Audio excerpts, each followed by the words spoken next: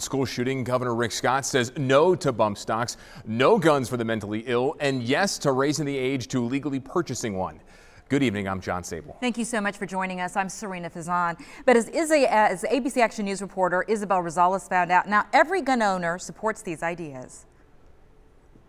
You won't find an AR-15 ban or extended background checks on his plan, but in a split from the National Rifle Association, of which Scott is a member, he doesn't want teachers armed. But what do his constituents and fellow gun owners think of his plan?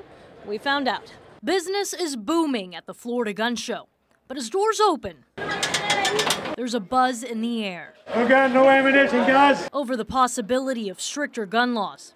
Jason Walker is a longtime gun owner and an Air Force member. Change needs to happen, and I don't see why not try something. He tells me overall he approves of Scott's proposal. I think the laws that we have in place right now are good enough to prevent any crime. Erica Yola, on the other hand, does not. They're just taking the rights from the law-abiding citizens for people who, are going to do it anyways. He's talking about the bump stock ban.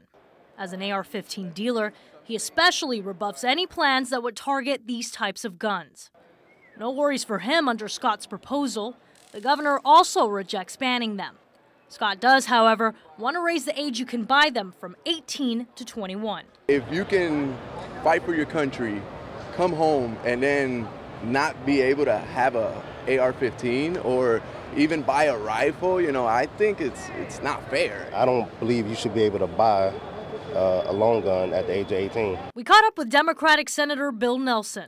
He believes without an AR-15 ban, the proposal doesn't have any teeth. It's a step in the right direction, but it doesn't get at the core. And what about Scott's plans to keep guns out of the hands of the mentally ill? It's going to be a hard thing to do because people at any time can flip out. Neither Walker nor Oyola convinced it will work. Okay. And what about the so-called gun show loophole? Absolutely. Everybody should have a background check. I'm a licensed dealer. If you can't pass a gun background check, you shouldn't have a gun. A consensus. Still, background checks aren't in Scott's plan either. Scott's plan is just that, a plan. The Florida House and Senate have until the end of session on March 9th to pass any new laws. At the Florida State Fairgrounds, I'm Isabel Rosales, ABC Action News. Isabel, thank you. The governor is also calling for a $450 million plan to increase school security. It includes placing police officers in every school in the state, plus hiring more mental health professionals.